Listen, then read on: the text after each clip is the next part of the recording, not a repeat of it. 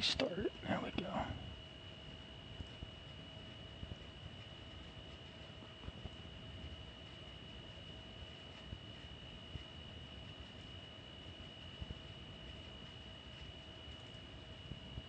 The views expressed and opinions given by the individual hosts and their guests do not necessarily reflect those of Z-Talk Radio, its affiliates, or sponsors.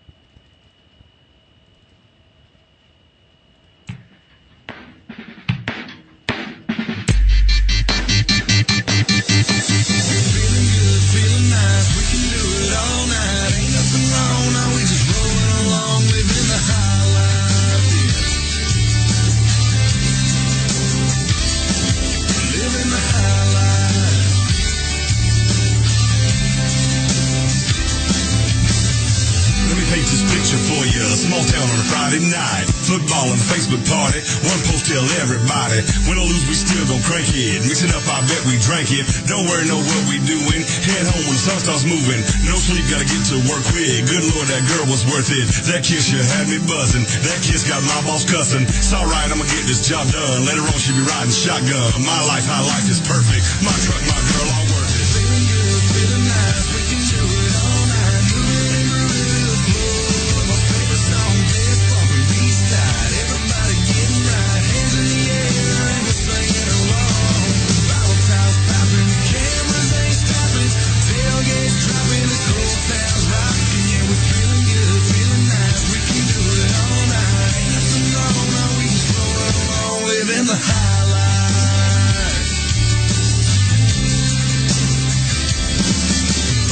Saturday on Friday, repeat. Me and everybody up in the town square. Gotta see where the party's gonna be. Sure hope Sarah Beth gonna be there. Chair stop says Scott just got home. Spent 18 months in Iraq. Gonna pick him up and get gone. Gotta raise a little hell cause he's back. You gotta make time for your friends. You gotta make time for your work. You gotta find a girl you can love. Live life for all that it's worth. Every day y'all thank God for it. This life is such a blessing. Escape that concrete jungle. Come see what y'all been missing. Feeling good, feeling nice. We can do it all night. Moving and grooving to the floor. My favorite song is bumping B-side. Everybody getting right. Hands in the air and we're singing along.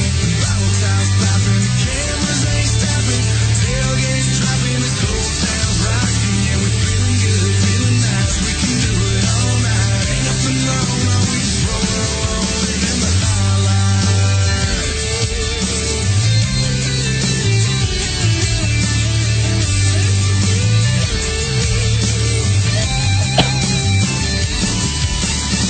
Sunday, gotta head to dinner. Grandmother made him biscuits. Fried chicken is finger licking. Front porch of the guitar picking. Sweet tea and apple pie. Got the girl right by my side. So right, it can't be wrong. Wanna hear y'all sing along. Feeling good, feeling nice. We can do it all night. Moving and grooving to the floor. My favorite song, bass bumping B-side. Everybody getting right. Hands in the air and we're singing along. Bottle tops popping, cameras ain't stopping. Tailgates dropping, this whole town's rocking. Yeah, we're feeling good, feeling nice. We can do it all night. Ain't nothing wrong, no, we just rolling along, living the high life. Tailgates dropping, this whole town's living the high life. Bottle tops popping, cameras ain't stopping, living the high life.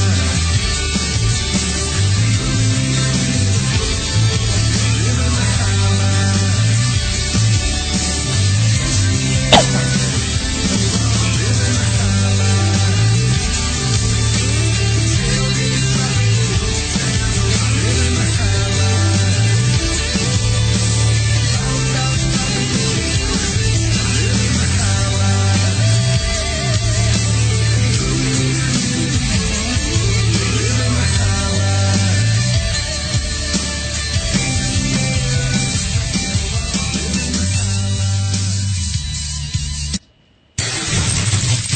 You're listening to Z-Talk Radio, the number one choice for music, sports, news, and talk radio.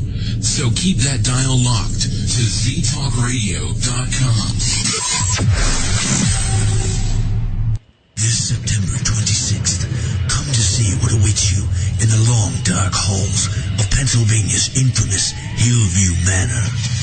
The only way to keep yourself protected is to attend HillCon 2015.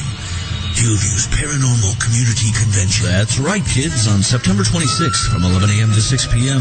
Grab the entire family and join us for the first ever Hillview Manor Paranormal Community Convention. HillCon. Come and talk to the spirits, celebrity guests, speakers, psychic mediums, and vendors from all paranormal realms who will be coming together to connect with you at this fantastic event. HillCon. Lectures, entertainment, and classes are also included in the mere $12 admission fee, $10 if you bring a non-perishable food item. Then, as the day ends, the HillCon investigation begins.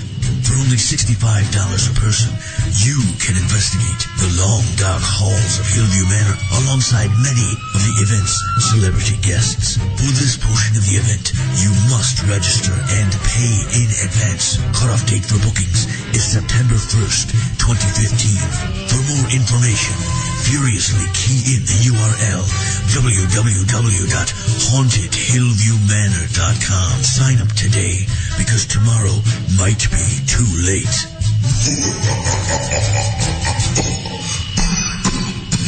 Hillview Manor, 2801 Elwood Road, Newcastle, PA, 16117.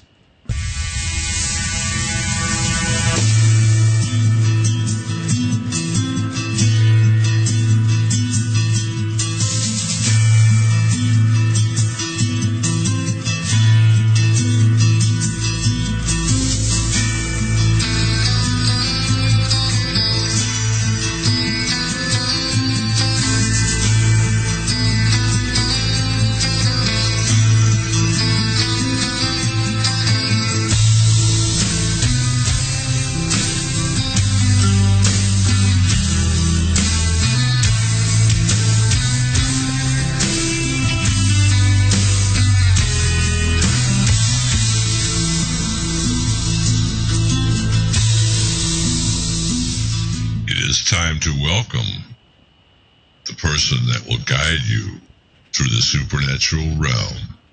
Your host, Tim Roxbury. And welcome back to another great evening right here on the Z Talk Radio Network. Well, tonight we are recording a podcast to be aired on the Z Talk Radio server next Friday, August 14th. I'm talking with my guests, Alicia and Scott Cain. Their story was featured on Destination America's A Haunting episode Ghost Fury from Season 7, Episode 8. Welcome to the show this evening, guys. Hello, and thank you for having us. Hi, thank you for having us. You're welcome. Scott and Alicia, how did your story all begin?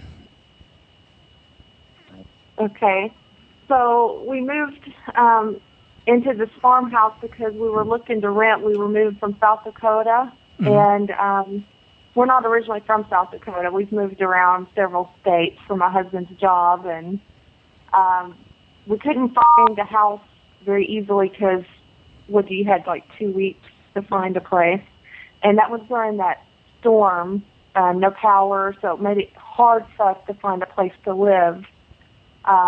Due to no power, I think you even slept in a car, didn't you? So we couldn't find a hotel. He slept in a car because no power. That was the 08. What storm was that? I think it was Hurricane Ike when that came. Hurricane Ike. Yeah. And I was still in South Dakota while he was looking for a place. And so he came upon the farmhouse.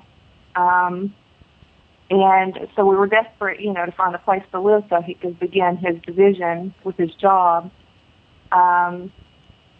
When we moved there, I automatically started feeling eerie. I know it's an old house, so I thought maybe, it was that feeling of, how an old house gives that feeling of just eeriness. So I never felt at home. My daughter Marissa was just like 3 years old at the time, and the first thing that started happening was she was saying she was seeing people hiding behind doors. Mm-hmm. So that was one of the early things. That was probably 3 months in of living there. It was a huge home, I think almost 3,000 square feet. You know, a lot of room. There's a family, you know, we're a family of 5. So that was nice. And then we quickly started getting really high electric bills. The propane was high, and you know, we had to have our landlord come and change out the windows, because that was one of the reasons why the electric bill was so high, is the windows were so old, and during the winter the heat was just escaping out. Wow. When you guys first started noticing in the home that something wasn't quite right, what was your initial thoughts? And what you thought?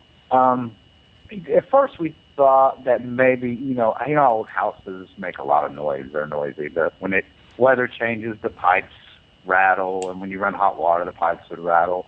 So at first we really didn't know exactly what was normal or what was paranormal, but we knew that there was strange lights going on in the house, and you would hear conversations like a TV was on, but in rooms where there was no TV, and sometimes you would just walk into. There were certain rooms in that house that you couldn't stay in for longer than 5 minutes, just because of the atmosphere of the room. It would put so much pressure and heaviness on your chest. You would just have to get out of the room. You're just uncomfortable being in there. And, you know, we had never dealt with anything like that before. And so it was really, you know, it was kind of confusing. We didn't know exactly. We didn't automatically say, oh, that's a ghost, or that's something else is doing that. At first, you know, we really didn't know. It was really confusing. Mm-hmm. We have a caller from 765. Hello, caller. Hello, how are you? Good. Hello. Hi, Alicia. Hi, Miranda. Hi, Tim. Yes, that's me. How are you doing this evening?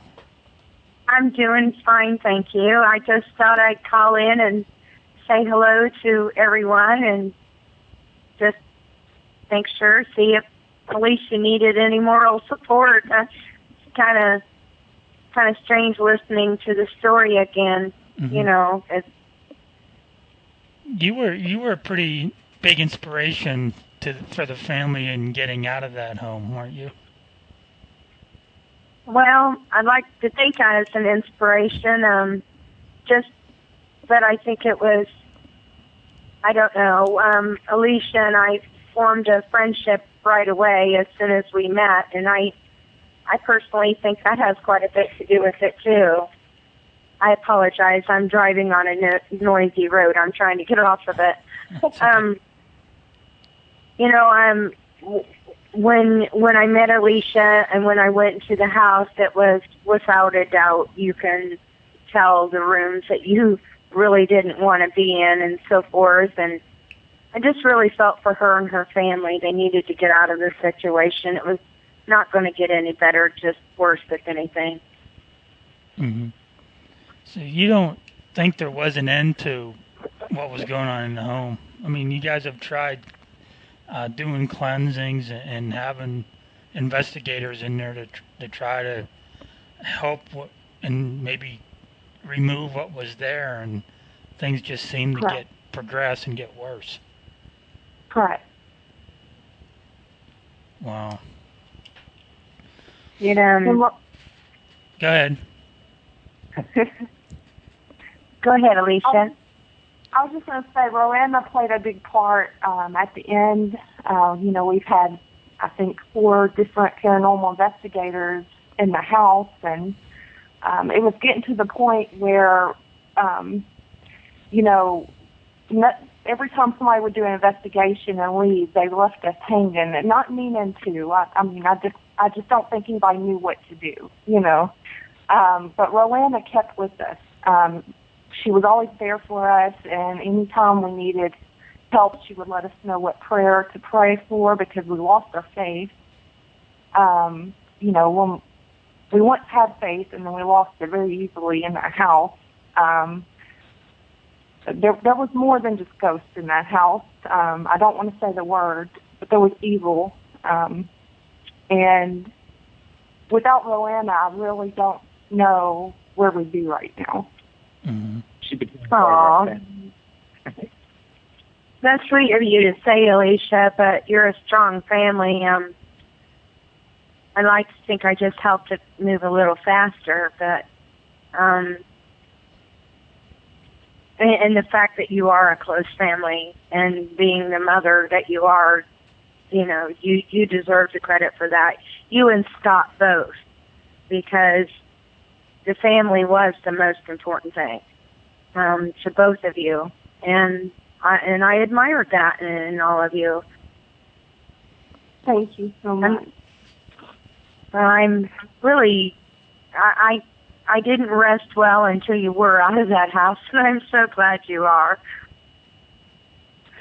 Yes. But, what started off with Roanna coming, it was, we didn't know each other, me and Roanna. It was not supposed to be an investigation, which turned into an investigation. We wanted answers from, I know Roanna doesn't like to term herself as a psychic,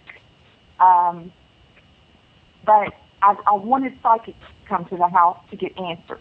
I was at the point where we were still stuck there. We needed answers. We knew the house. We had proven that it was haunted. We needed answers. And that's how Roanna came. And that's how we met.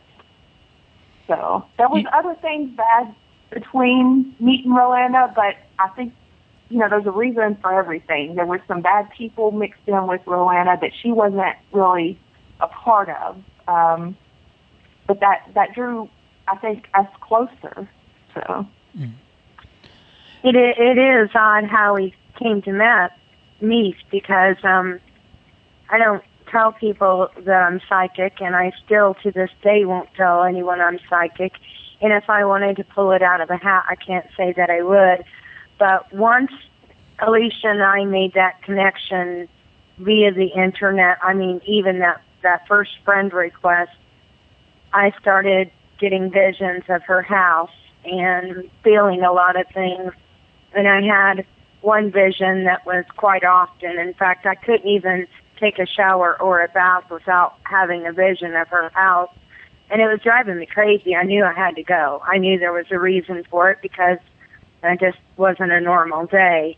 And then when I arrived there, Alicia did a walk through the house, and I had a man video our walk through. And it was really pretty amazing, some of the evidence that we caught in the middle of the day doing the walkthrough. But they definitely knew we were coming, I'll say that. Mm-hmm. But after I did see Alicia and meet her and found out that my visions were justified, the fact that he had shot his wife in the bathroom, and see every time I took a shower I kept seeing blood. I knew that they were for a reason, but after I met her and went through the house, the visions quit. You guys did some research and had talked to some of the neighbors that lived in the area, and weren't you able to tie some of the events and some of the things you were experiencing with what happened in the home that you didn't know about previous? Yes. What started off, we didn't know about the murder when we moved in. We had no clue. Nobody came forward to tell us. But when I went to the neighbor, he let me know. Well, first I had to find out through my landlord. See, that got mixed up on a haunting. That was not. It was actually my landlord that admitted to the murder because of our high electric bill. I asked him if anything weird had happened in the house because of everybody having experiences. I apologize. I'm lost in the country. I didn't mean to interrupt. It's okay. And so what started off as the landlord letting us know that there was a murder, and that confirmed everything that we had been seeing and experiencing in that house. Of course, he was German Baptist, so he didn't believe in that kind of stuff. So, he kind of just laughed it off, saying it's an old house, even though we've had experiences. So I went further, and I went to the neighbors across the street, which had been there since the murder. And he let me know that, which I don't know how true, there's rumors that go around, but I've never seen an old man get so emotional when he told me that when the murderer put her in the freezer, when the cops, I guess, saw the freezer and opened it up, there were claw marks in the freezer. And he was crying when he told me that. Oh. So I don't know if there was a rumor, but I know his emotions being... Turn right. Turn left. I'm sorry. If you don't mind, I'll go ahead and hang up and I'm lost here, and I'll call you back towards the end of the show. Would that be all right? That's fine. Okay, thank you. Bye-bye. You're welcome. Bye. Bye-bye. So that's where it started off, going to the neighbor's house, is after it was confirmed that there was a murder, and it was almost like I was obsessed trying to find out more and more information. So after I talked to the neighbor, I went as far as, the first thing I found was bloody clothes in the attic. I started snooping around in the attic. Scott was out of town a lot at that time. There was times where he's gone for a week at a time, each month. So I was there with the kids alone. So I decided to go up in the attic, and I found bloody clothes, and some that were even torn, like a torn-up shirt that was pushed up in the, I don't know if you call it the eaves of the roof, like it had been hidden up there. It looked like blood spots to me. And so I don't know if that was the same weekend that, the murderer got out of prison and he showed up wanting in the house. So we had private investigators show up at the house. So I showed her that bloody clothes I found. She, of course, denied it being blood, but as we know, there's a lot to seeing if it's blood or not. You can't just look at something and go, no, that's not blood, know. Right. So I think the private investigator was, because I was pretty shook up and very upset, I think she said that just to calm my nerves. Well, do you think that maybe if you could have maybe removed those items that may have been tied to murder, that some of the activity might have quit or subsided a little bit? That's what I was hoping, and I actually, after the private investigator looked at the clothes, I burned them, and the activity didn't slow down. Wow. One of the strange things that we had was we kind of went back and after the TV show and everything, we kind of went back and reflected through every year, and we lived there for 6 years, and out of the 6 years, we had 1 year where nothing happened, and I always thought that was kind of strange. That was right before we had gotten that, right the year before he had gotten out of prison. It seemed like once he got out, it got a lot worse. The activity stirred up again, and but yeah, there was 1 year that it didn't seem scary at all. The house seemed actually normal. Mm-hmm. Was that after you had investigators there? That was before. We lived there for 4 years before we ever had any kind of investigators or any kind of paranormal people come out, because we still weren't quite sure. It was really, it was hard too. We're kind of a private family, and we really didn't know what people would say or how they would react to us. We wanted to protect the kids too, because we knew that once it got out, that it could stir things up as far as with the kids, and the kids are important to us. Plus we didn't know where to turn. You don't know who to trust, and we found that out through a lot of different paranormal investigators. Some of the other groups turned on us, and we found out that is what happens. It gets scary because, you want help, and then they're all about sometimes wanting just to make themselves look good. They don't care about the family and what they're leaving behind. Right. Yeah. It was hard. A lot of times I was, the kids would be gone, and sometimes Alicia would leave with them, and I would be there by myself with, these investigator groups until, 2, 3 o'clock in the morning, and then they would all leave, and I would be there for myself. And sometimes that was, as soon as they would walk out the door, that's when, everything would hit the fan, There were a couple of nights where I would lock myself up in the room, and, I was like a 10-year-old kid, put the covers over my head and turn the volume on the TV up really loud just so I could tune everything out. Right.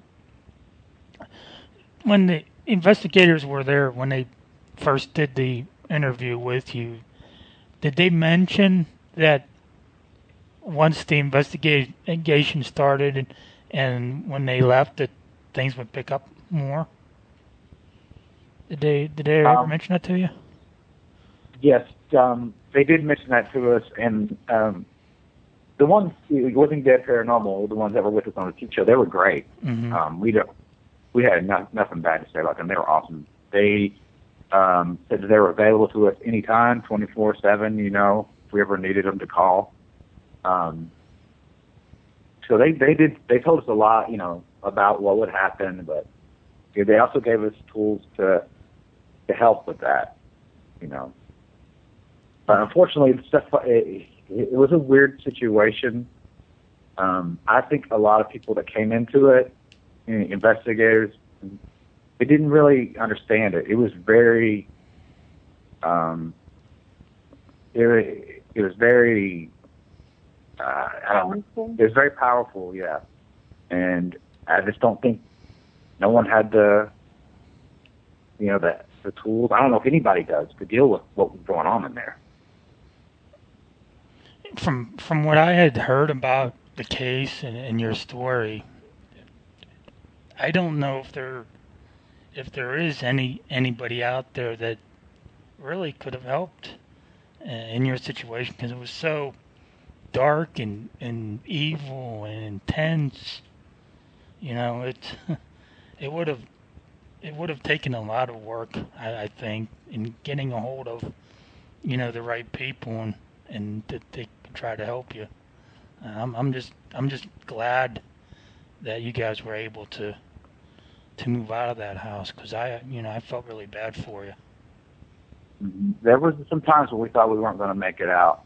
There was times where my son came to me and said he didn't know if he was going to make it out. If we were ever going to make it out of there, and that was my number one goal, was to get us out of there. That was all I thought about, 24/7. And it wasn't as easy as just everybody, grab your stuff, let's go, and we're just going to abandon it, because it doesn't work that way. It follows. Yeah, it will follow. It would follow us. When we would go out of state to visit our relatives, our parents, and stuff, it would follow us around. My son would walk past the turned off TV, and it would come on, and it would say something through the TV. We were out Christmas shopping, and we were in the store, and it came over the intercom in the store, and we couldn't just leave. It was, and then, but a lot of the time I worried about, okay, say we leave, who's going to move in there next? What are they going to be strong enough to handle what we were able to handle? I still worry about that now, but I don't let it consume me like I did before. Right. Yeah. My family is important, and I just hope the next family that moves in there is strong. I wish they would just burn the place down, but I don't know if that would. We've had word that it's up for rent again, so that's bad news to us. Mm-hmm. Yeah. So it sounds like it's starting to go through tenants pretty quick. Yeah. Yeah.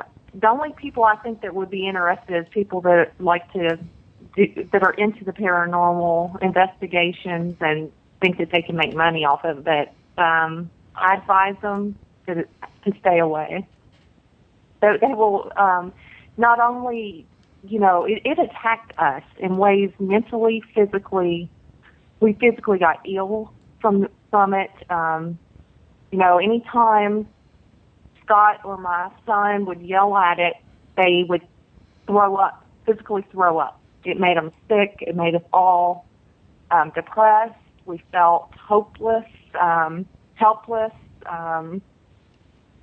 People don't understand what it did. I mean, it took effort just to clean that house. It's like it took all the energy out of you. Mm-hmm. Like it gave us visions of killing ourselves over and over again, like a TV replay. One vision was me jumping out of a second floor window to my death over and over again. That's what Roanna saw when she came to our house. She saw that window. She went right to it, and that's why I know she's real. Wow. Because I didn't tell anybody about that window. And my son had visions of hanging himself from the ceiling fan. I don't know what you had a vision of, but you don't want to talk about it. There's certain things he hasn't told me, and he doesn't want to talk about it. Mm-hmm. So. Have you guys ever thought about writing a book, or would you consider that in the future and to tell your story? Yeah, we have thought about that, and we were planning on it. We wanted to get in a really good spot where, like now, this is one of the. We appreciate you being patient with us. We wanted to be able to go back through these, emotions and all the stuff that we lived through, and wanted to be able to come, eventually back here to our new home, and be safe and not have to worry about that. So, I say probably sometime in August, after our kids start school and everybody gets adjusted and everybody's in a good spot mentally, we will probably start writing a book. Mm-hmm. Other thing, it will be difficult, but I think we can do it. How long did you lived in the house before you noticed, different things about the home? Well, after about 2 months, I had went down to the basement, and they had a water softener. How old, farmhouses with well water, you have to change the water softener salt and everything. And I had gone down there to put some salt in the basement, and I noticed that there was keys hanging from the ceiling, and some of them were old skeleton keys, and some of them were old car keys and stuff. And they were just hanging by a little, twine and rope from the ceiling, from nails.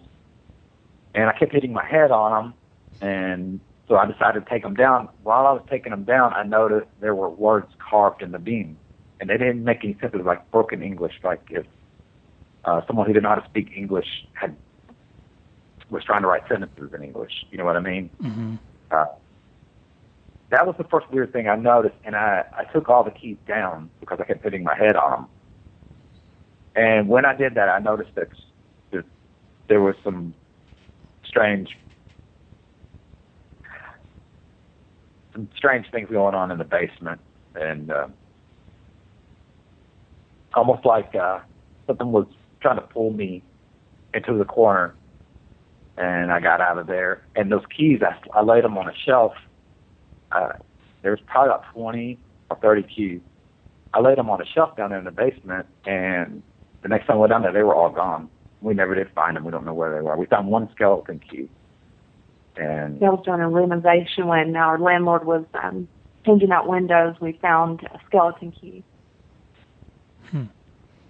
It's almost like, those keys were put there to keep something at bay, keep it, so it doesn't do anything.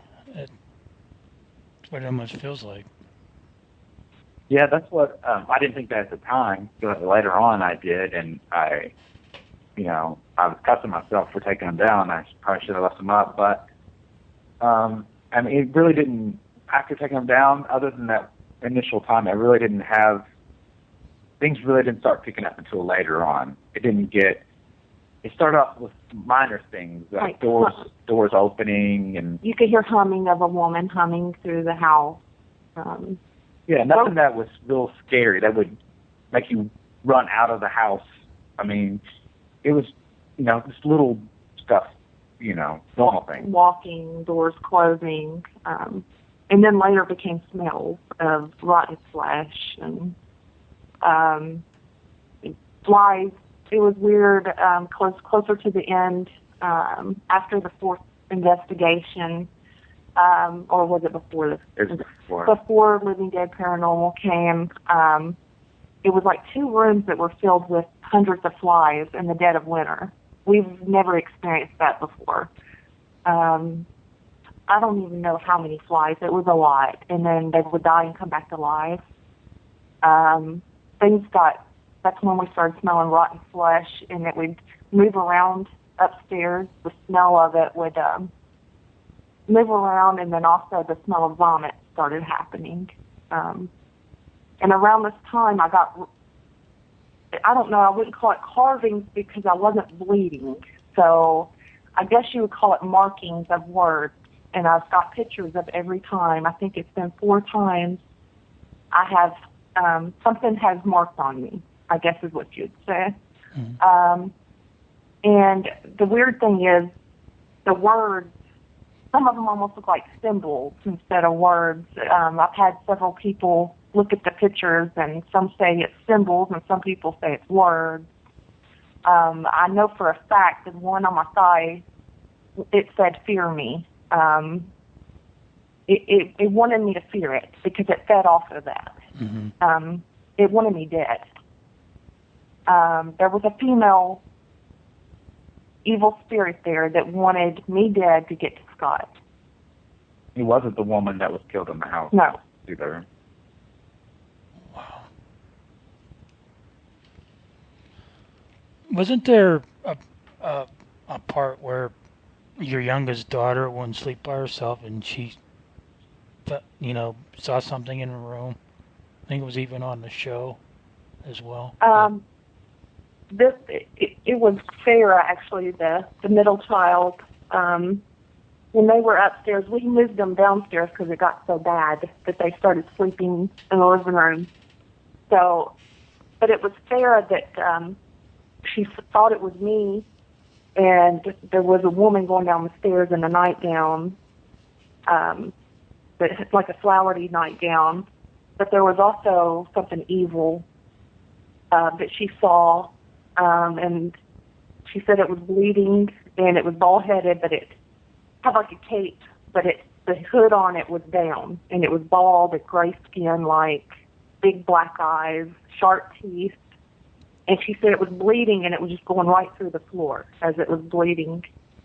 And this was the night that the furnaces all got turned all the way up. It actually went into my son's room. She said it did like a creepy grin at her.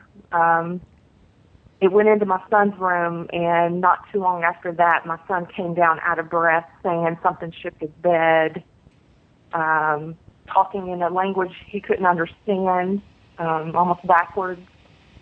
And that's when it got really hot, because I remember at the same time I woke up sweating, and I went to check the furnace, and it was turned all the way up, and so were the upstairs. There was like wall heaters. They were all turned up, and each one you have to turn the dial in each room, and they were all turned all the way up, almost like something was trying to burn us up. Mm. And there was other, Marissa, she saw something evil on the porch before, and she said it had an axe. She called it an axe, and she said it had a hood on, like a hoodie, a black hoodie, and it had like a skeleton hands, but she said she couldn't see the face. And so she had it, and I told her, and I don't know, I didn't know what to tell her, but I said, don't let it in. I think it's got to be invited in. And I had no idea if that was true or not. That just seemed right to me. So I said, it's wanting to be invited in. Don't let it in. So it wasn't just inside the house. It was outside stuff trying to come in. Wow. I heard that when there's something evil or something negative present, that it would say words and maybe put words in Latin. Mm-hmm. And maybe that's what you had seen. Maybe those words were written in Latin. Yeah. Something else weird that happened is we were spray painting my son because it was like a hand-me-down dresser that my grandmother had given us, and so we were spray painting it blue for his room. Later on, we noticed there were symbols from the spray paint on the dresser, which I still don't know what they represent, and I don't. We do still have the dresser, I think, don't we? You didn't leave it. Shut. Yeah. But I don't know. We didn't notice until after because my Scott's friend told us to start looking for symbols around the house, carved in the wood on the floor, or, so I saw the dresser and I'm like, what's the odds of spray paint having symbols on it? Mm-hmm. It's really strange. Wow. I noticed too at one point that you had made, put a post on Facebook that you were all hunkered down in the living room, and there were things that were going on upstairs and you couldn't sleep or couldn't be up there. It was like claw marks, claw noises. It's like something with sharp nails were going down the wall. Yeah, sometimes in the upstairs, in the room that me and Alicia slept in, the master bedroom or whatever,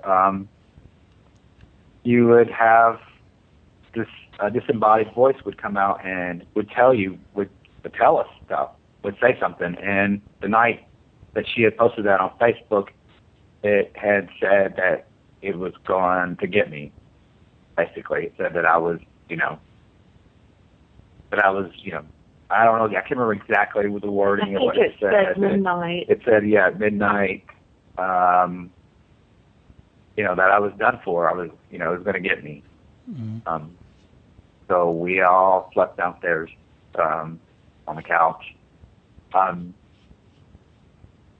That was a pretty rough.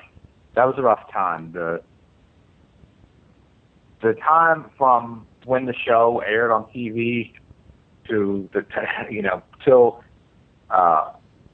probably late January was really rough. It was some of the worst time we had in that house. It was the activity was nonstop. You couldn't escape. There was nowhere to escape it. It kind of seemed like, I don't know, to me that it's like that attention that we had brought people in the house to do investigations, that we were on TV, and it seemed like it wanted more of that. And so we kind of cut everything out. We kind of said, you know what, we're not going to do any. And we started ignoring the sound, everything. Try not to acknowledge anything it did. We just said, just acted like, everything was normal. And it did stay down some, not completely. Yeah, it did.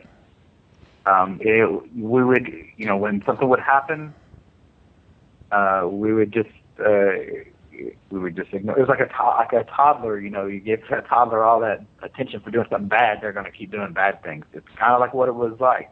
We stopped giving it attention. Even if it would scratch me or say something bad to me, I would completely ignore it. I would try to focus on positive, happy stuff. I would focus on Alicia and the kids.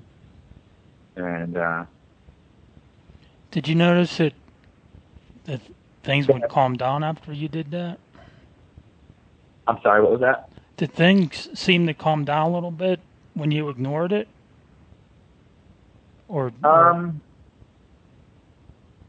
towards us, like when they would the personal attacks. The personal attacks did, yeah, but there was still it was still there. It still show itself to you. You just had to ignore it. Yeah, you had to ignore it. It still tried to get that attention from you, and I could sometimes I got to where I could feel it like working on me, which I never did before. I couldn't tell when it was working on me, making me, in a negative mood or angry, or I never could tell. But I got to where I could feel it. I could feel it working on me, and I started tuning it out. Mm-hmm. It's almost like it was always there. It always let us know, yeah, I'm still here. Even the day that we moved out, the day that I was packing stuff up and loading it on a truck, it let me know it's still there. It almost seems like, Scott, it was trying to maybe possess you or take full control of you at one point. I don't know if it was trying to possess it, because I still had, I still had control over myself. It seemed like it was trying to bring me down. It was trying to wear me down. There were several times where I would confront it. Anytime they would, scare one of my kids or make them cry, or anytime I saw any of them upset, Alicia or the kids, I would get mad at it, and I would start yelling at it and cussing, and every time I did, something bad would happen to me. But I would always bounce back. The last time I did it, I was down. I was in bed for a whole day, getting sick. I couldn't hardly move or anything. But the next morning before I went to work, I went right back up there to that room, and I said, I'm still here, and then I went to work. But I think it was kind of trying to really work on me. And so maybe it could possess me, but I don't think it ever even got close. Mm-hmm. Maybe it wanted to at some point to try to wear you down and for you to say, just give up and take over. It felt like that sometimes, because it got really, really bad. And it was bad for all of us, and it was at different times. It never would get us all at once. There would always be somebody. That was one of the good things.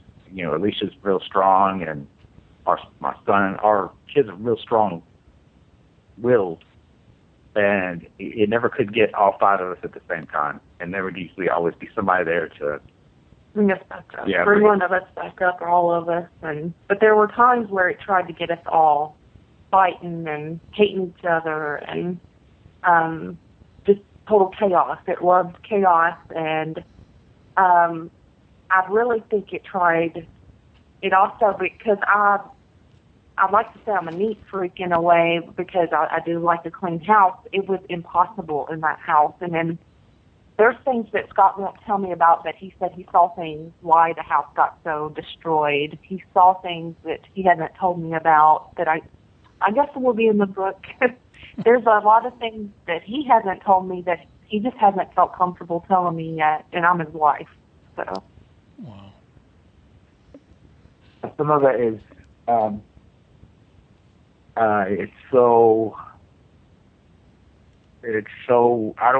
blocked a lot of it out. I closed a lot of it out, because if I start thinking about it would probably drive me insane. Mm-hmm. I start thinking about it. And whenever stuff like that would happen, I'd have to immediately just try to tune it out. I mean, because this thing would show itself to me a lot.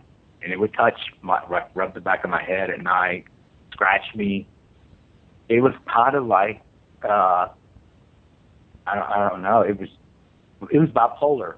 Like, sometimes it was trying to be nice to me, and other times it was trying to hurt me. Mm-hmm. Did you notice that this thing would try to change itself, change its appearance, change its age or sex or whatever? Did you experience any of that? Yeah, it did. It tried to mimic the woman that was murdered in the house. That was what my daughters had saw in the tub. It tried to mimic her, even though her spirit, her entity was there in the house. It was suppressed by this entity or whatever you want to call it. I don't know what it was, but it was trying to mimic her also. It would try to make itself look like a human, like like her. It would look like her sometimes, and sometimes it looked like Alicia. There was a couple of times where I would follow Alicia upstairs, and then I would get up there, and she wouldn't be there. She would have been downstairs the whole time, but I thought it was her walking upstairs. Wow. 'Cause I have heard. I'd grab her to make sure that it was really her. I would, just to make sure it was, real. I've heard that it it does that. It changes form, it changes looks, and whatever. From talking with different people who have had similar cases like yours, that it would do that. It would, show itself as a little girl or something. It did that in the Sally house. It would show that itself as a little girl to the family, and that was one of the issues that they were having there as well. It was like it had these other entities, or I don't know what they exactly call them, but they were kind of like its lookout, if you know what I'm talking about, and they would just watch everything that was going on, and they weren't always there, but you could. And me and my son had, and I don't know about my daughters that ever saw them, but me and my son, I know for a fact, saw them, and they would always give you a warning. You know how you're in a place like that and you see something black out of the corner of your eye. That was the thing. You do it once, and then you would look and there'd be nothing there, and it would do it again, and you would look, there'd be nothing there. But the third time you would look, it would be there, and usually it was quite shocking and nerve-wracking when you would see it. Wow. Are you guys ready to take a break here? We're coming up on close to the end of the first hour, so. Okay. All right. Sounds good. Okay. You are listening to the Supernatural Realm on the Z Talk Radio Network, and we'll be right back right after this.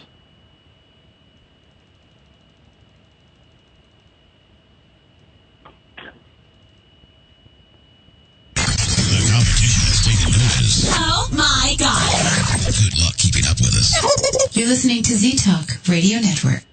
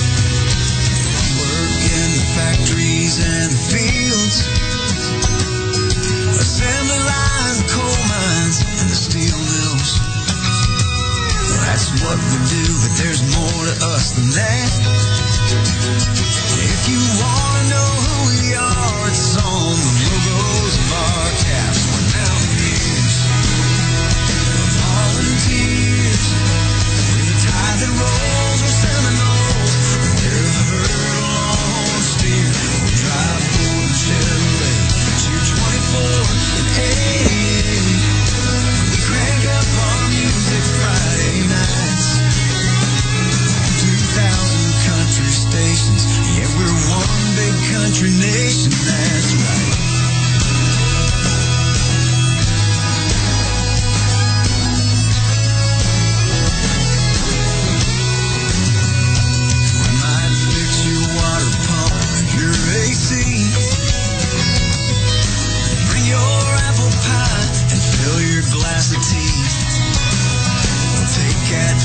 It's packaged to your door. But underneath that apron, know that uniform, we're wildcats, Wolverines, tigers, buckeyes, bruins, bulldogs, hogs, and hurricanes. We pray before we race. Cheer 14 and 48. And we drink ice cold beer on Friday nights. And we're one big country nation, that's right. We're all across the map, down city streets and old dirt roads. We're the fabric of this nation, and we're a nation all along.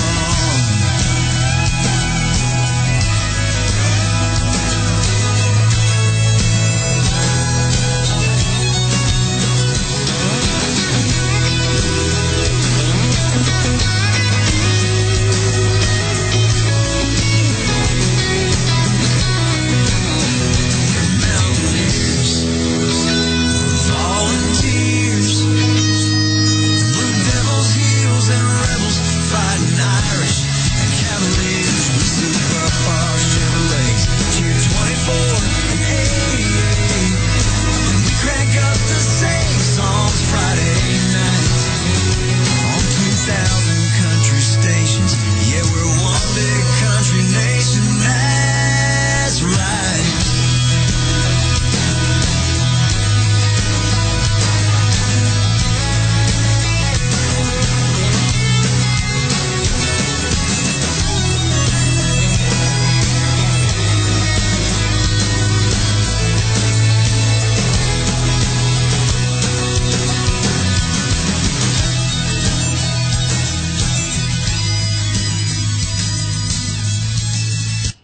On the go and missing another one of your favorite Z-Talk shows? Now you don't have to.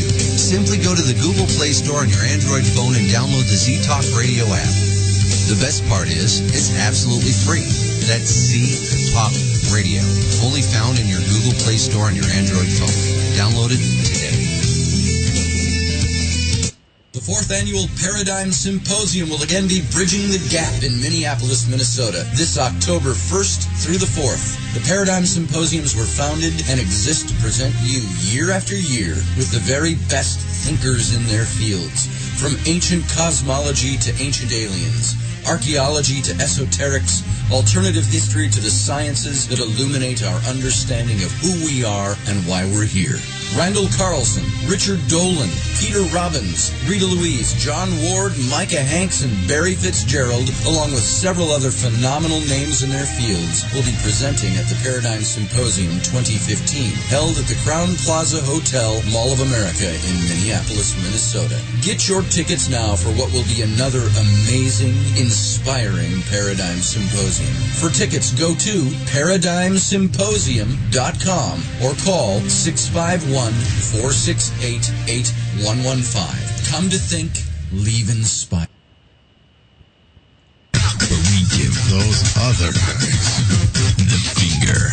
You're listening to Z-Talk Radio Network. And welcome back to the Supernatural Realm on the Z-Talk Radio Network with my guest, Alicia and Scott Cain from their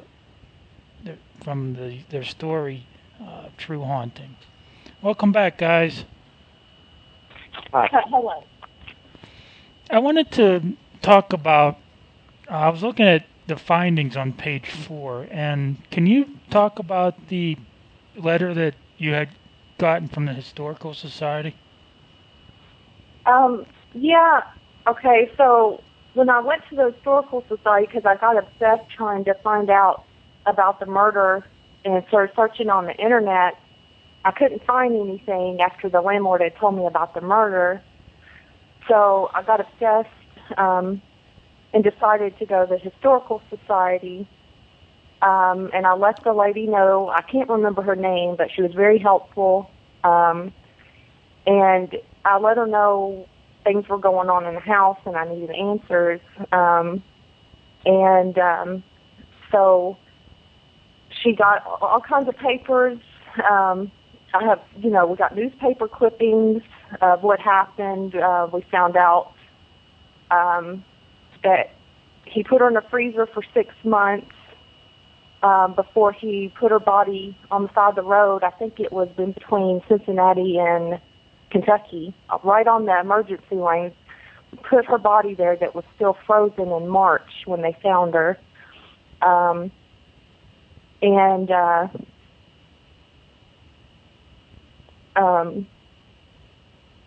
We found out about that, but we also found out they had sent more information through the mail, and we found out there was a parcel on the property in 1865. And this is the unusual case where my daughter, I think she was 6 at the time, Marissa, the youngest one, told me about seeing a farmhouse that was not that house, but it was where that house was, at the time. She was telling me all about in detail that they had animals and they only went to the store for flour and sugar. She said they had horse and buggy, they didn't have cars. She was telling me in detail what the house looked like, the kitchen. She said it was a wood stove. And she said that she saw a fire happen. There was a mom, a dad, 2 little boys, and a little toddler girl. And she saw the fire come out of the stove. And she said that's what happened to them, which the Historical Society can't tell us exactly what happened to that parcel. All it said was there was a parcel on that property in 1865. Mm-hmm. They couldn't tell me any more detail. Could that explain the furnace being turned up full blast when you had gone down the basement? Possibly. Yeah. You think so?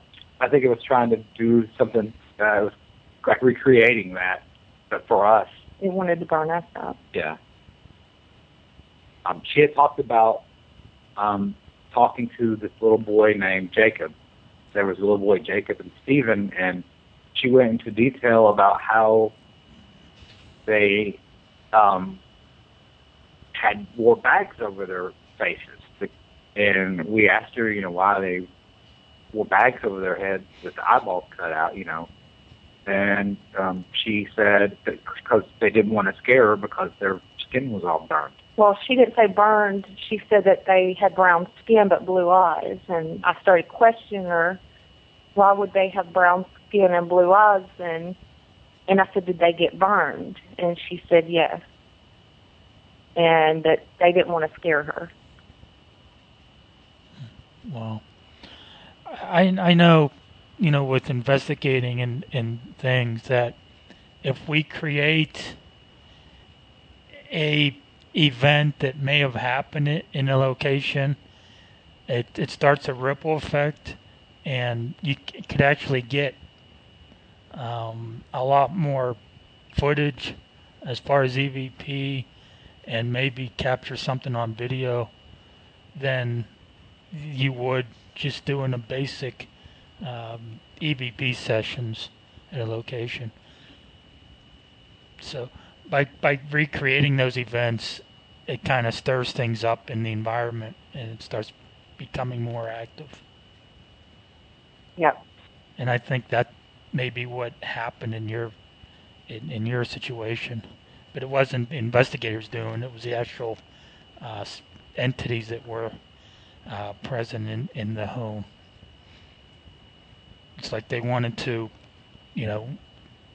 have things happen all over again. Yep. Yeah, it's just weird to me. This one morning when Marissa, before she told me the whole story about the little boys, she had told me that there were some kids that took her to that house, but she didn't go into detail that day. She just said they took me to their house and I saw what it looked like. And, I thought, well, it was just her dream, But when she came home from school one day and she talked to me for, I guess, close to an hour about what she saw, I realized it wasn't a dream. And then it kind of confirmed it with the parcel being on that property in 1865. when the garage, we started looking around the house to see if there was any burn marks. So the garage it was a detached garage. We think there was burn marks on the framing of that garage. We didn't get it confirmed by the fire department, which I wanted to do, because they would know. But I really think it was burn marks, and it could be a sign of maybe they used that frame from the old house to build that garage. I don't know. Were you able to, with doing the research, were you able to locate any of the history that, what time frame that these things happened? As far as, the old house burning down and things like that? I couldn't, I didn't get I think I know she said it was during the day, but we didn't get a time frame. I don't know exactly if it was during the day that it happened. But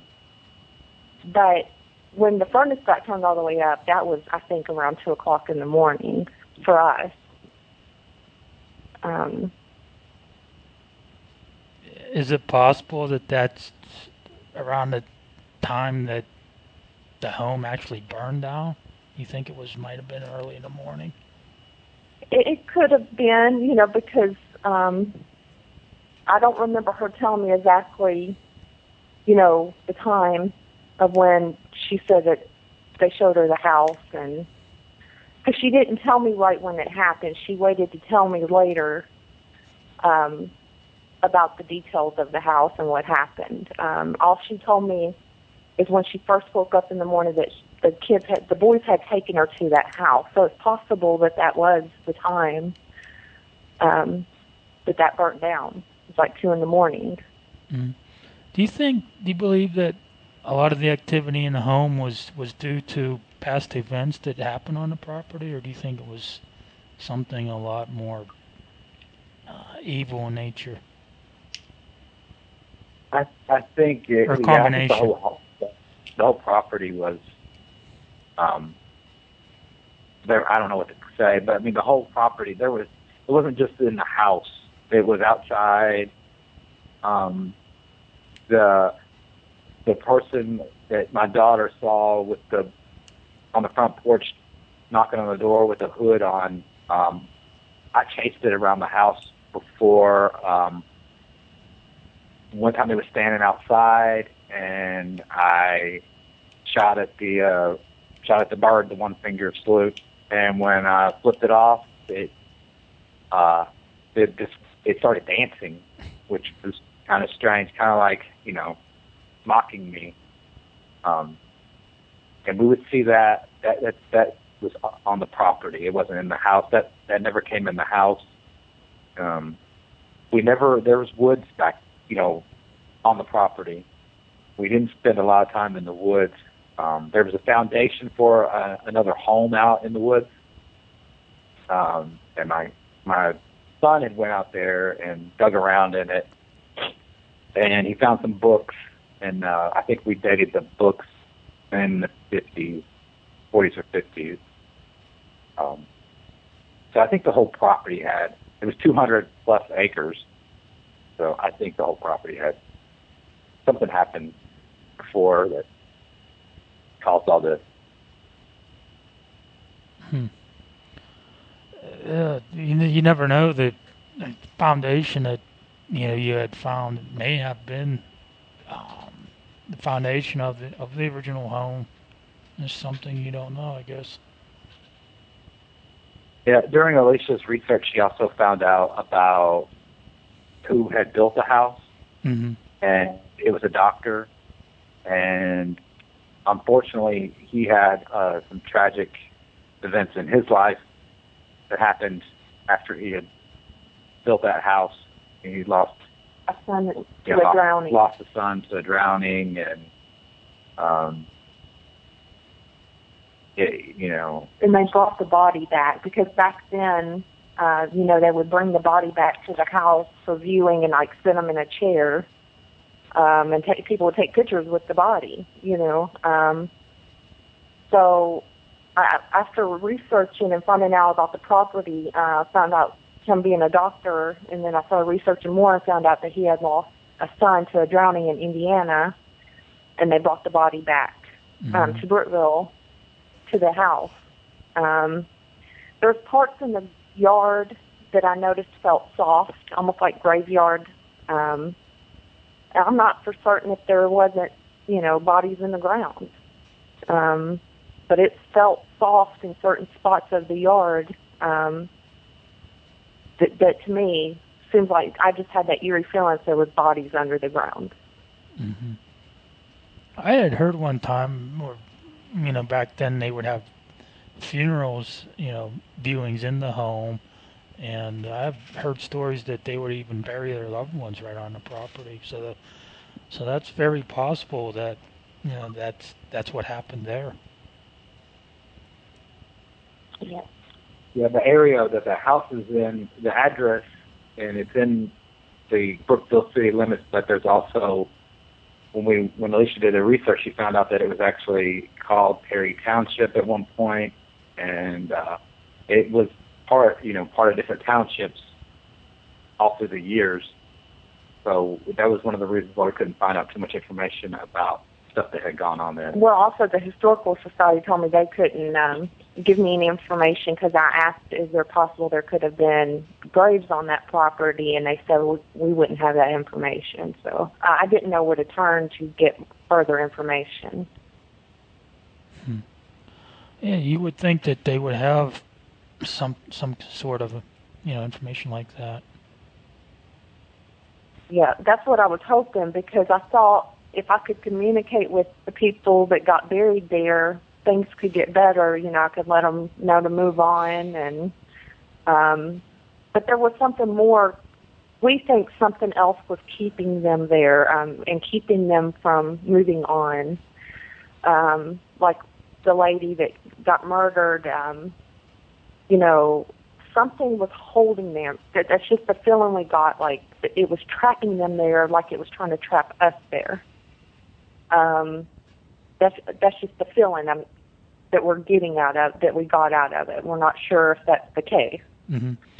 I have heard that where there would, be earthbound spirits present, and there would be something negative, something evil that would hold them at a particular location. So that's very possible with the research that I've done, being involved with the paranormal and things that I have researched as well. So that's what I've heard. So. Yep. One of the things that people don't realize, we had a lot of, after a haunting, we got a lot of critical people talking down about us, saying, why didn't you just get out? Well, our bills were really high. Our electric bill was running $400 to $500 a month, even after our landlord changed the windows. And the bills we couldn't pay. It was either pay rent or pay our electric, and it was hard. And then the propane, it seemed like we were going through propane about every 2 months, filling it up, and that's $1,000. And I wasn't working at the time. We had no family to go move in with. I thought about getting a tent and just being homeless, but you can't do that with children. Mm-hmm. Get your kids taken away from you. So. There were so many things we thought about, but when you're stuck paying bills, you have no money to get out. You have to have money to get somewhere else. And people were like, well, what? You didn't own the house, so why didn't you just get out? Well, that, they're not thinking about that I had to feed my kids, our bills had to be paid. We had no money to spare at all. And any time we did get extra money, another bill would come and whoop it all away. So I don't know too much about the paranormal. We're not very, knowledgeable on it. But what I did know was we had to leave there on our terms. We had to leave. We had to be the ones to leave. Not if it chased us out of there, it would have haunted us for the rest of our lives. Mm-hmm. That's something that people ask a lot of folks that have had things go on in their home. They ask, why didn't you just pack up and leave? Why'd you stay so long?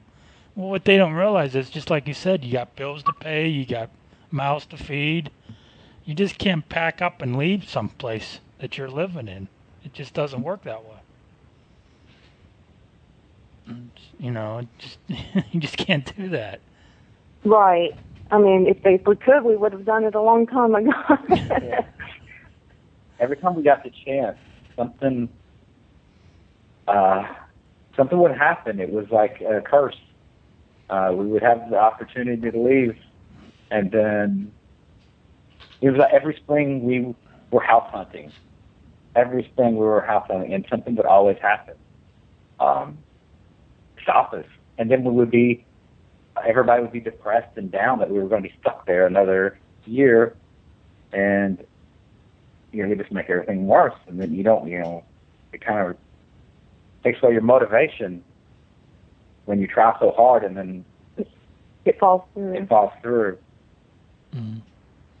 I had seen a post that you guys had put on Facebook, and you said that, it's almost like whatever's theirs is trying to keep you there. Yeah. Yeah, it did. It wanted us to stay there. Even up until the very end. Trying to get, putting a reservation on a moving truck, and then all of a sudden, there's not a single one in Ohio that you reserved, and, you kind of think, okay, well, that could happen, but then you walk into the house and you know that it did it. We had a lot of stuff at the very end that was really trying hard to stop everything. We had people that were helping us with underwriting our loan get ill, get sick, and we're out of work for 2 weeks while we're waiting on our loan, so everything, it was really strange. I mean, it's hard to really put it in perspective sometimes. Right. Yeah, so, the underwriter got sick, another one came in, and then the other one wasn't going to approve us on the loan. So I'm telling you, Wells Fargo, this lady, Teresa Tubbs, worked really hard, and she called and wanted to know when that lady got back from vacation, and then she talked to her and got it worked out. It was, I know it was God's faith, and working, pushing the evil aside and working for us. I really, it helps me realize that our faith was back and that there is a God. And, when we lost our faith, we felt helpless, We did have a lot of people pushing for us this time, get out of there. We had a lot of people pulling for us. And we had the right people, I think, pulling for us this time. And everything that Roanna had done before, I mean, she didn't come in and, wave her hand and everything got better. It was like she kind of helped us build this, she helped build us back up to where we were strong again. Mm-hmm. And she became part of our family. She really did a lot to help us, even though she probably doesn't think that she did anything, but she did do a lot. And if it wasn't for her, we probably wouldn't have been as strong as we were those last couple of months. I mean, there's some stuff, and I don't know if we're going to talk about it or not, but there was some stuff the last 20-something days were extremely, extremely hard. Were some of the hardest times. But we, together, the five of us, we stuck it out and we made it. And I will say this, our power got turned off for 24 days. It was too high for us to pay, $950. It was in my name. I was like, we're not paying it because if we pay it, we're not going to have the money for our, our closing costs and stuff. So we didn't pay it. And we went 24 days without power in that creepy house. in the dark. In the dark, had to have a flashlight, candle. we didn't have food, didn't have a refrigerator. That's a lot of people don't know that, and I don't know how many people could have done that. We had to eat out. We had food, but Right, we had to go eat out, and that gets disgusting. You don't want to eat McDonald's every day, right. But we had. So, I think not having the electricity on those last 20-something days helps.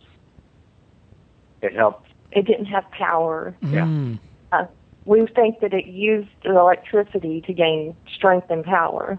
Yeah, I mean, how many people, get a $900 electric bill all of a sudden out of the blue? That's pretty enormous. Especially for a house that didn't have air conditioning, and it was the summertime. We weren't using, it was spring. We weren't using heat or air.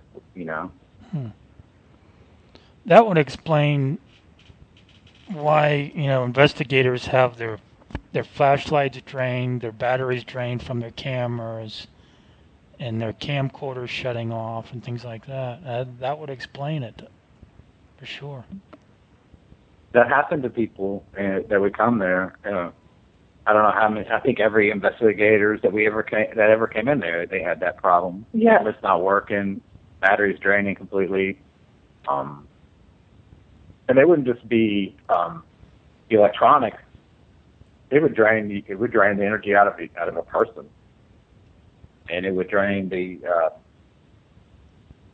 energy out of animals. We had pets that we lost because of that house. 2 cats that went crazy because of that house. Really? Wow. I mean, one would just stare at the wall and just stay on the counter and not move for days and just stare at the wall. And she would growl at things that we didn't see. We think it drove her crazy. So, Yeah. That's what a lot of people... Go ahead. We weren't able to bring those cats. We just set them free. And because they weren't... Well, one of them went to... Yeah, one went to one of our daughter's friend's house, but the other one wasn't. It was too far off. So. Mm. That's what a lot of people don't realize. Cats and dogs, they're very sensitive to any changes in the environment and things, and they're usually the first ones to tell you, that something's not right. So they're pretty handy to have around. Yep. But yeah, she wouldn't move for days, and I knew something was wrong. And during a cleansing, when Living Dead Paranormal came to do a cleansing at our house, she actually growled when they were doing it. So I don't know if she got possessed or not, but she was growling. Was she growling at them, or just growling, just to growl? I think she was just. I think it was when he was staging the room. She was growling really aggressively, and I've never seen a cat do that. And she didn't do that. So that was a behavior we haven't seen. Maybe that sage had some sort of effect on whatever was there. Go ahead, Scott. You were going to say something. Yeah. After that was when she just disappeared for 2 weeks. We couldn't find her, and we found her. She was actually on a light fixture up on close to the ceiling, and she had been for 2 weeks, not moved. And when it took us forever to get her down, and when we got her down, she was just a mess. It was like her. She was like in a vegetative state almost. My mom had told me we have a Siamese cat at my parents' house, and there were quite a few instances where, Kiwi would run up and down the steps in the middle of the night, acting like he was playing with another cat or playing with something, and he would even go down the basement and start growling and start his Siamese cry for no reason at all. And I don't know if he's seeing something or experiencing something in the home, or if there's cats outside, or what's going on for sure. Yeah. I do believe they see things that we don't see a lot of times too. So, speaking of seeing things that other people can't see, I was not able the whole time. The only thing I saw was an orb that came out of the window, and I saw a shape almost like a torso. It was a light, and to me it looked like a triangle, but it looked like it was walking across the room. So it looked like almost like a torso to me. That's the only things I've seen in that house. As far, I've never seen a ghost, but I've heard things, I've felt things, and I've had things written on my body, I guess is what you'd say. So I knew things were going on, but it's almost like I was able to block it out, if that makes sense, because I didn't think I could handle it. I think I would have had a heart attack if I'd seen what they all saw. And sometimes we would be in the same room together, and I would see something, and she would actually hear it but not see it. But she would hear it, but I would see it, and she could not see it at all. She could hear it. Mm-hmm. That's what makes me think that's why it wrote on me, because it's like, you're going to see this. You know, maybe it wasn't happy that it couldn't show itself to me. And that's why it did the writings on me. I don't know. That's possible. Wow, you guys have some story, I tell you. A lot of different things going on there. Yeah, that's why on a haunting, they made it was totally different from what we actually experienced, because we had so much going on in the house that I guess they didn't know what to concentrate on. And so, you know, what, a 30-minute show. So they kind of, and I gave her information, and it kind of gets messed up through, you know, transcripts or whatnot. But, you know, the furnace was not in the basement. I mean, it was, but not to check the thermos. The thermostat was actually in the living room. And on the show, it showed me going down, checking the furnace, and that wasn't the case. Mm-hmm. So, I don't remember. We only watched it once, and that was the first night that it aired, and we chose not to watch it again. And we still haven't watched it. We've only watched it one time. So. Were you happy with how the show turned out, how your episode turned out? We wanted to tell our story. Our whole purpose of doing the show, because of course we didn't get paid for it, was to tell our story, and it didn't get told as if how it happened. So no, we weren't completely happy. Like I said, I only watched it the once, and that night that we watched it was probably one of the worst nights of my life, because I had to bring my kids and my wife back into that same house that we had. Because we didn't have cable. We actually went to Rocky Foreman's house with Living Dead Paranormal, because they had cable and we didn't, so they invited us to watch it at their house. And Marissa was crying, and they offered to let us spend the night there, and we were like, we've got to fight this. We can't just cower down. You know, it was a bad experience. It was. And I don't know if that had something that, you know, that has anything to do with our, you know, feelings about the show or anything. I really don't remember too much about the episode, personally. But. Did you guys have any experiences when the camera crew was there filming? Did things happen at that time while they were there? Well, we were at a hotel. When we did the interview, we weren't actually at that house with the haunting. We stayed in a hotel, and they had us interview there. So nothing happened with them, but with Living Dead Paranormal, they were going to have a TV show, so they recorded us with the interviews in our house, and there was stuff that happened, but that is property with Discovery Channel, I believe. So, that can't be kind of hush-hush, because it's not a show yet that they were going to produce for Living Dead Paranormal. But we know that there was some activity happening during the interview with Living Dead Paranormal, because we heard a little boy say, "Jacob's a brat," when they did a replay. So when we heard it over, when I was doing my interview, a little boy said, "Jacob's a brat," and we think that was the little boys that got burned.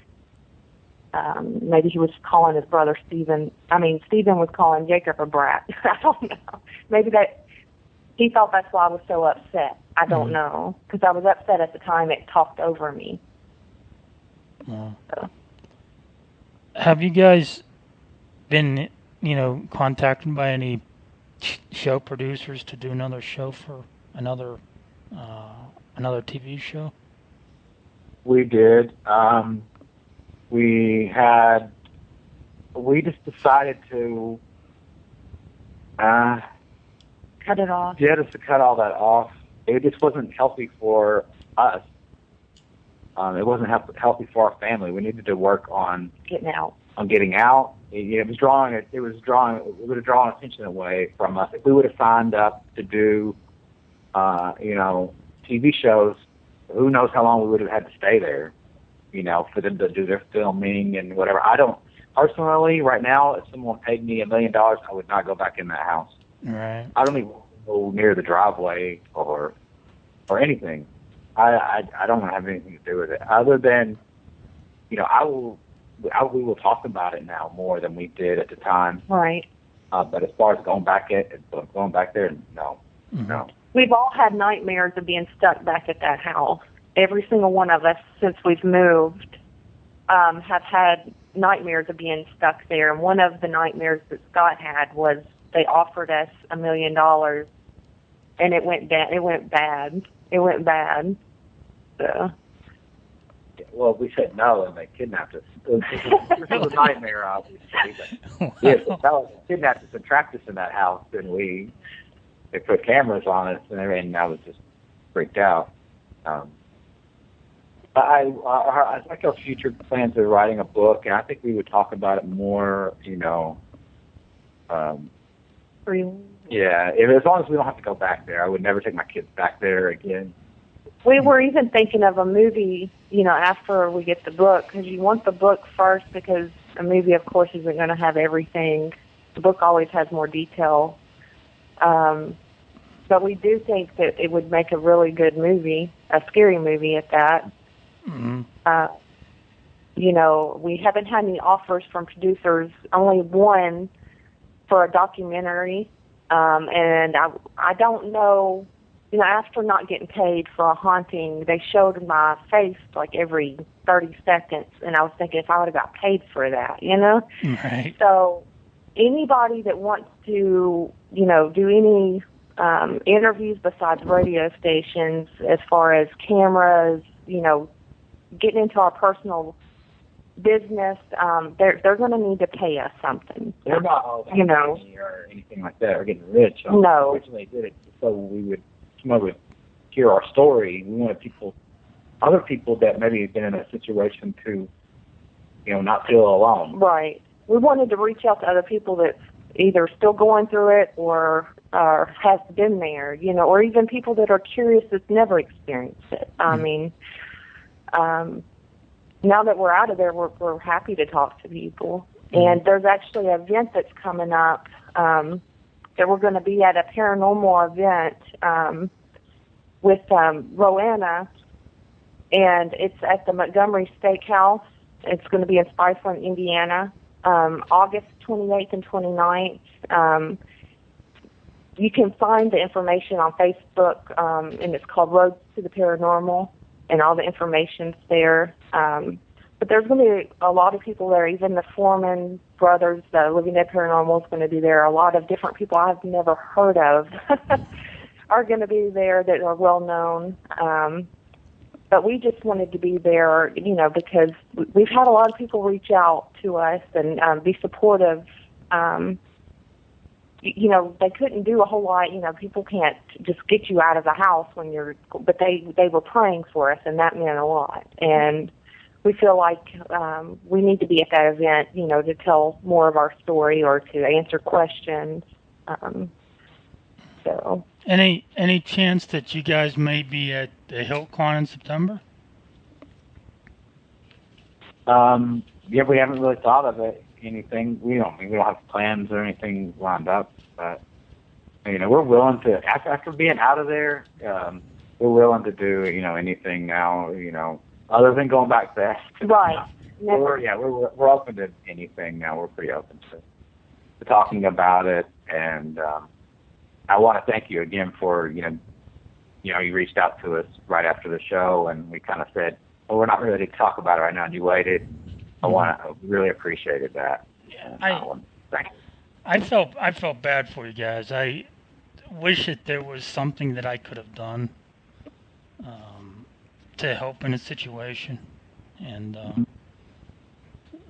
I really didn't know what I could have done that somebody else may have tried. So I felt really bad for you. Yeah, it was, at the end, it was getting pretty bad. It was very, very testy. You get tired of it. People think it's cool to live in a haunted house. Well, no, it's not. And, a lot of times where there's ghosts, there's evil. I have a feeling, from our experience that, ghosts aren't stuck there to be stuck there. They're stuck there for evil because something's holding them there. I have, you've got to be very careful when you're investigating too, because during one investigation, something went physically through one of the guys, and I thought he was possessed. He had to go out on the porch, and he couldn't catch his breath. It's serious stuff. It's nothing to play around with, and it's not fun when your kids are crying every night or something's going on, something's climbing the walls, and noises are going on, and you just have to try to ignore it and then try to put them in a safe place in the house, which is what people don't realize either, is there is certain parts of the house that seem to be safe and other parts weren't for some reason.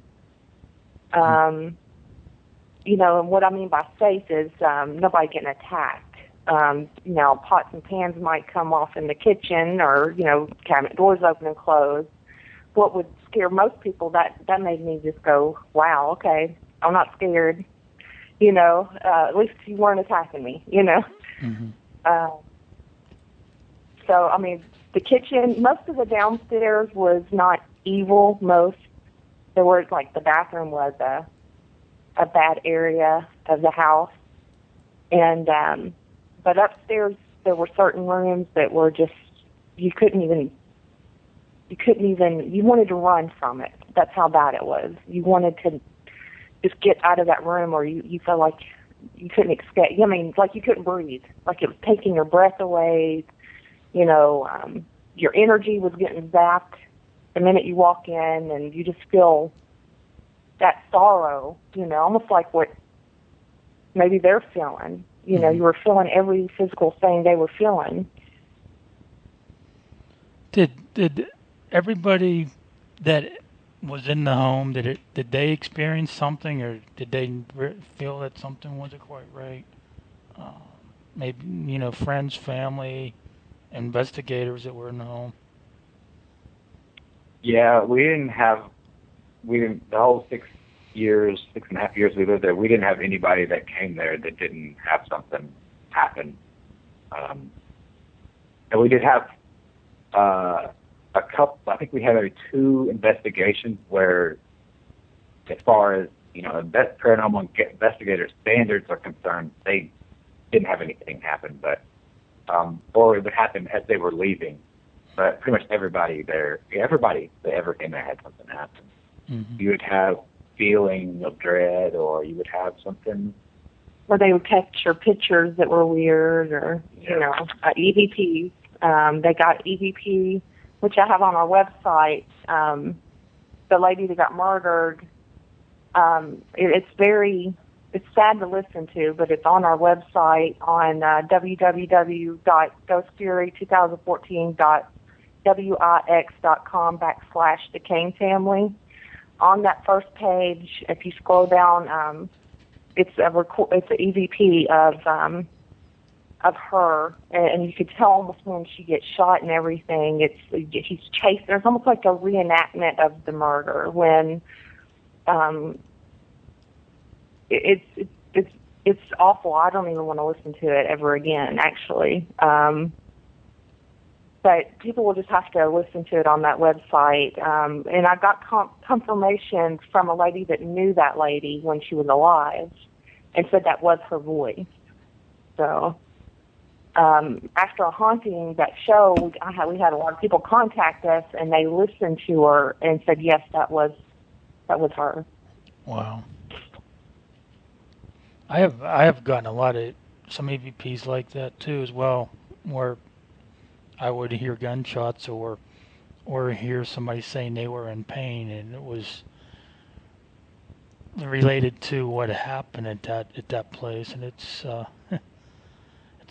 can be pretty sad sometimes when you hear that and get confirmation. Yeah. We had a lot of evidence. I mean, we had tons of evidence. We had so much we didn't need anymore. And those people, the first group that came in there, by the time they had got there, we were so used to it that didn't even faze us. We were, that's what we live with every day. Mm-hmm. That's when it kind of really set in to me that that this was something a lot more than anything that people have experienced before, because we didn't have cable before, because we were so far out in the boondocks. There was no cable or anything around out there, and satellite was out of the question too. So we didn't see any of all this boom of paranormal shows that had gone on those 6 years when we didn't have cable. But after talking to investigators and people that came in, they were telling us, this was like nothing they had ever seen and heard before. That really put it into our minds that, something was way out of the league, Right. Have you guys been able to, or have you had the opportunity to reach out to other families who have had their stories told on a haunting? No, we haven't really been contacted by any of the other families, I don't think. I think maybe one at the beginning had reached out to us, and we just kind of politely said thank you for your concern and everything. But at the time, everything was so bad for us personally, in that house, that it was just like a. We didn't even get on. It got to the point where we just stayed off the computer for a while, and because it got so bad, we had attacks from not Rowena, but somebody that came with her. I'm not going to mention names, but she's an evil person, and if she's listening, she knows who I'm talking about. She caused problems because she wanted to make money off of us, and I know that's what it was. She wanted to take over and have people constantly coming in and out of the house doing paranormal investigations and charging them, and her pocketing most of the money. I know what she was up to, and when I refused it, that's when she got ugly. She had been known to take over other properties that were had paranormal activity, so that was one of the things I dealt with. And then we almost did start some investigations where we get paid just because we got desperate, as far as being stuck there. We got desperate, so we thought, okay, we'll start charging people to come in. But then we decided not to. We were like, it was just going to get bad, and then people were going to think we're just going to stay here, because we got told that people were going to think we were staying there just so we could make money off of it, and we wanted out. So we didn't want people to think that of us, because it wasn't true. We wanted out. We were stuck. And, you know, other people got family, you know, around. Our family's in another state, like 6 hours away. So it's not like we had somewhere to go to, you know? Right. Yeah, you didn't have that luxury of going to stay with family like some other people do. Right. We kind of closed ourselves off to everybody. Even after that, we just kind of closed ourselves off to even other families and stuff. I've had some people come up to me in person that recognize from the TV show and talk to me, especially in Brookville. Everybody in that town saw the episode, and they knew all the history of that house anyway. So I had a lot of people come up to me personally, you know, and ask questions and tell me their stories and stuff. And has that been a therapy for you to hear what other people are going through? Yeah, it is. It did. It helped me because, you know, at the time, as that house, everything was going bad. But hearing other people, you know, tell me their stories and maybe feeling inside that, you know, them releasing that to me helped them. It did, and it helped me as well. It kind of helped me get through it, you know, knowing that, you know, I wasn't the only one. And, you know, even though there's a lot of people's stories and their cases and stuff were a lot different than ours, it still helped out a lot. And because I know what it's like. You feel hopeless and you don't know who to turn to or talk to. You know, you can't call the police. You can't call in work and say, well, I can't come into work today because, you know, there's a ghost in the house. Yeah, a ghost in my house, you know. It's really hard to deal with all that stuff, you know. Mm-hmm. We got about 5 or 10 minutes left here, guys. Is there anything else that you would like to talk about or say that, you know, may or may not have been on the show, or something that we didn't cover yet? Okay. Well, I'd just like to say that we're happy that we feel safe. We're able to sleep without the TV on, and we actually like it quiet and dark in the room now. Because before we would, of course, have TVs on, any kind of noise we could have, and also we needed some light. It just made us feel safer in the other house. We don't need that now. And we didn't think this day, you know, would ever come where we could feel safe. And I think it's going to be a long time before we actually get it through our heads that we are safe. You know, even though we feel safe now, it's hard. You're always thinking that something's going to be here. Something's always there, you know. It's hard to block that out. Mm-hmm. Especially after... go ahead. Especially after, you know, as long as you guys have dealt with it, the security would be pretty difficult, I would think. Yes. Yeah. Is there anything you want to say, Scott? I just wanted to let everybody know that supported us and prayed for us, and even putting a little note on Facebook or whatever saying that they were praying for us or they supported us, that we saw that, and it meant a whole lot to us, and we really want to thank everyone. Yes, we do. It meant a lot. It did. You know, even if they couldn't, that's all they could do. It worked. It helped us. I know it did because we got out of there. So we want to thank them. So. Do you believe that your faith has gotten stronger now that you're out of the home and that you had gone through these experiences? Yes, definitely. Definitely, yes. That's awesome. I have talked to numerous some families that were on the show, and I ask them the same question every time and I always get the same answer. So that's pretty great. Yeah. We were tested a lot, you know. We were tested a whole lot. Mm. And sometimes we would let it flip, you know. We would not, you know. We wouldn't pray, or, you know, things would happen and we wouldn't pray and ask for help, you know, and it got stronger as we got weaker. That's what kept happening. So I do think faith has a lot to do with that. Mm-hmm. I think that was its whole intent was to destroy you and make you weak and, you know, just give up and die, you know. And you guys proved it wrong, and you're still here, and you're in a nice new home, and you guys are doing a lot better. So that's great. Yeah. I want to thank you guys for coming on the show and recording this podcast with me.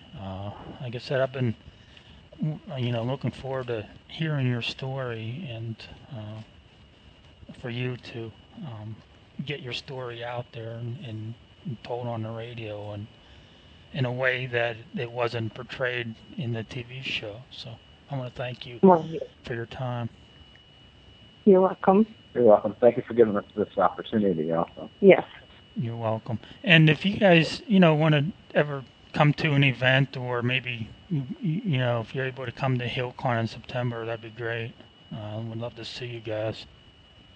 Yeah, we would be up for that. Yes, we would. Okay. I'll send you the information on Facebook, maybe send you a message or whatever, and you can contact Rochelle and maybe get something set up. Okay, sounds good. That sounds good. All right, guys, thanks for coming on the show, and you'll be able to hear this podcast next Friday, the 14th, if you would like to tune in or tell your friends and family about it. They can tune in as well. Yeah. And I would also post the episode on YouTube, the YouTube channel as well. So. Yeah. Sounds good. All right. Thanks again for coming on, guys. I appreciate it. No, good talking to you. Thank you. You're welcome. Have a great weekend, guys. Bye-bye. You have been listening to The Supernatural Realm this Friday, the 14th of August. Well, I'm going to go ahead and end the show, and I want to thank Alicia and Scott Cain again for recording this podcast with me and taking time out of their schedule to talk with me. And you guys can hear the episode again, like I said, Friday the 14th, and also on the YouTube channel, The Supernatural Realm.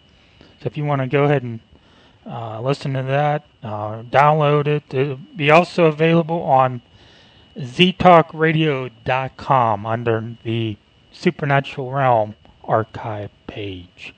You're listening to The Supernatural Realm on the Z-Talk Radio Network. Have a blessed weekend, and unfortunately, it's time for us to fly. Good night, everybody.